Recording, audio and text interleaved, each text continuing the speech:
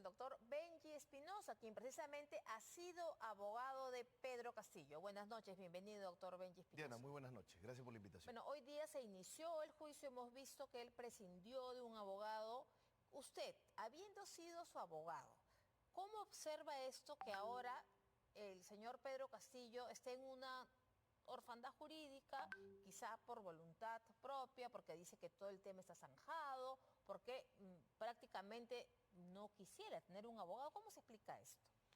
Se explica porque es un modo de defensa, es una estrategia de defensa, es una estrategia de defensa disruptiva, así se conoce, que básicamente significa no reconocer la legitimidad de los jueces que lo están juzgando bajo el argumento de que ha sido recusada una magistrada y pese a ser recusada sigue presente en el juicio. Que podría tener cierto sentido porque, ojo, en el caso de Castillo recordemos que el Poder Judicial emitió una orden de detención preliminar que fue confirmada por los jueces supremos. Luego una prisión preventiva que también fue ratificada por los jueces supremos.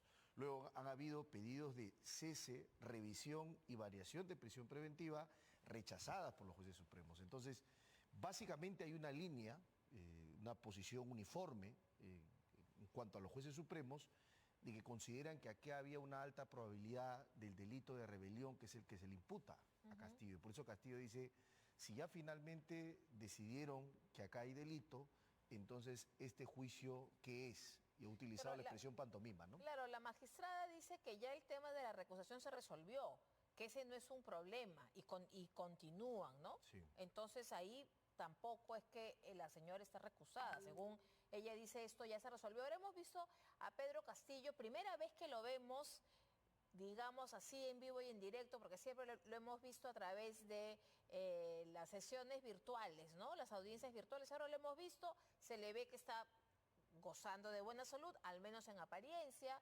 poco subido de peso, dicen algunos. Él presentó un alegato. Pero tenemos los delitos por los cuales se le acusa en este proceso a Pedro Castillo, que no son pocos los delitos por ahí lo tenemos, son los delitos presuntos, delitos de rebelión, abuso de autoridad, perturbación a la tranquilidad pública, y la Fiscalía pide 34 años de prisión para Pedro Castillo, pero no es el único acusado, ¿no? Hay otros acusados con él. Ahí está, los otros acusados son Betsy Chávez, que fue la presidenta del Consejo de Ministros. El pedido de prisión es de 25 años y está en prisión desde el 20 de junio del año 2023. También está Aníbal Torres, que fue ex jefe del gabinete de asesores de Betsy Chávez.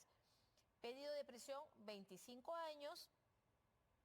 Condición, comparecencia restringida, impedimento de salida del país. Y finalmente Willy Huerta, que fue ex ministro del Interior, y el pedido de prisión es de 25 años, comparecencia con restricciones, ¿no? Testigos presentados por los acusados son 25 y documentos probatorios 70. Ese es el estado del juicio, es decir, por estos delitos son por los que se le ha iniciado hoy día el juicio a Pedro Castillo, ¿no? Sí. El pedido de pena que está planteando el Ministerio Público es de 34 años. 34 años para Pedro Castillo. Y la Procuraduría General del Estado, que está representada como parte agraviada en este caso, está pidiendo 64 millones de soles de reparación civil. A mí me parece que tanto el pedido de pena como el pedido de reparación civil son de suyo excesivos. Me parecen desproporcionados. Ahora, podemos debatir y podemos discutir y polemizar en relación a lo que yo siempre he sostenido, que en este caso no hay delito.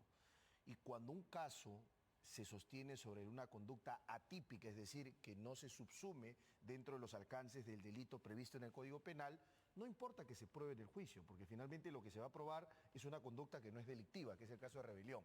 Castillo levantó un papel, no se levantó en armas.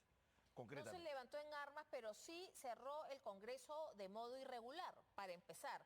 Pero además tuvo la intención, doctor, usted recordará, de que, y eso lo han dicho los efectivos policiales, por ejemplo, que tenían la orden de ir y apresar, por ejemplo, a la entonces fiscal de la Nación, Patricia Benavides. Tenían la orden de cerrar el Congreso, no solamente cerrar el Congreso, disolverlo, sino cerrarlo materialmente. Se dice incluso que se iba a provocar un incendio. Lo que pasa es que Pedro Castillo no contó con el apoyo de las Fuerzas Armadas. Entonces, nadie le hizo caso, en efecto, nadie le hizo caso. Toda la intención y además el intento de fuga. Que hay, en realidad, hay dos perspectivas. O Castillo estaba llevando a su familia como cabeza de familia a que su familia fuera asilada, o la otra lectura es que se iba él junto a la familia. Yo creo que hay dos perspectivas, hipótesis perfectamente plausibles, tanto una como la otra. Es una suposición. Sí, claro. Es una suposición, pero ahí lo que dice la justicia es que él fue, digamos, en flagrancia detenido, porque estaba intentando salir del país. Y eso es un tema también discutible porque constitucionalmente no se ha regulado la figura de levantamiento de la inmunidad del presidente en caso de flagrancia. Eso es un asunto que ha tenido una polémica en el Tribunal Constitucional y hay un voto muy interesante, un voto disidente del magistrado Gustavo Gutiérrez Tixe, muy interesante en relación a la coraza de la cobertura constitucional que debería tener el jefe de Estado y jefe de Gobierno en el Perú. Es un asunto interesante jurídicamente. Lo cierto es que lo que está planteando Castillo hoy, en el escenario de la estrategia disruptiva que mencionaba, que en realidad es un aporte del profesor Jacques Vergés, llamado abogado del terror, un gran profesor de filosofía del derecho, litigante, ducho, es básicamente no reconocer la legitimidad del proceso para que luego pueda tener argumentos ante instancias internacionales. Porque claramente Castillo, a nivel de la justicia, de la Corte Suprema y del Tribunal Constitucional, ya, digamos, ha perdido sus cartas, ya su suerte está echada en términos jurídicos de la justicia local peruana, pero le queda todavía pronunciamientos como los de, por ejemplo, la Comisión Interamericana de Derechos Humanos, la Corte Interamericana de Derechos Humanos o el mismo Comité de Derechos Humanos de las Naciones Unidas. Entonces, esta es una estrategia. Sí. Claramente, no es que ya no tengo abogado, pobre de mí, entonces el doctor Elio Herrera no va a ser su abogado. ¿Por qué no va a querer abogado? Usted dice que es una estrategia disruptiva para luego tener un argumento para ir a instancias internacionales. Claro, porque mira lo que va a pasar, Diana. El expresidente Castillo ha dicho en juicio hoy, ha declarado que él no quiere a ese defensor público. Entonces, lo que se está planteando es un supuesto de defensa necesaria. ¿Qué cosa es la defensa necesaria? Básicamente, para que el juicio avance, se necesita un abogado que esté sentado con Castillo, junto a él. Pero la pregunta es, ¿la defensa cómo la va a hacer si el cliente no quiere ser defendido por el defensor público? No va a haber comunicación, no va a haber coordinación, no va a haber ese binomio que tiene que haber entre cliente y abogado patrocinante.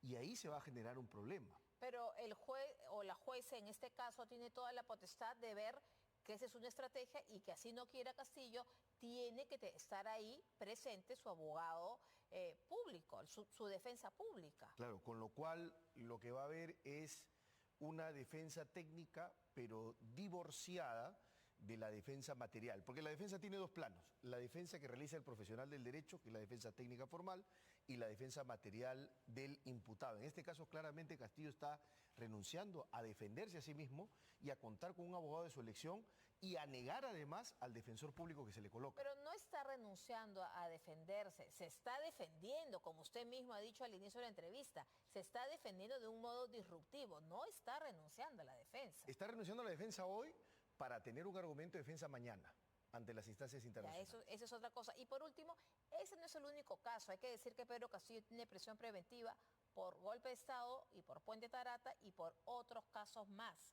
Entonces, todavía el señor Castillo tiene mucho pan por rebanar jurídicamente. Sí, claro. Y llama la atención, Diana, algo muy peculiar en este caso. Fíjate que en el caso Tarata también se le impuso prisión preventiva. En el caso golpe de Estado también. Tiene 2 prisiones preventivas. La pregunta es, ¿por qué en el caso golpe de Estado, que ocurrió en diciembre del 2022, ya estamos en juicio y en el caso Tarata no? Cuando se supone que la prisión preventiva es porque ya tienes un caso casi cerrado y solo sigue la acusación. Yo no soy abogada, pero entiendo que es por la flagrancia en la que se encontró al señor Castillo, pero eso lo decidirá la justicia, doctor. Diana, Muchísimas gracias. un placer. Muchísimas gracias por su presencia en el final del día. Muchas gracias.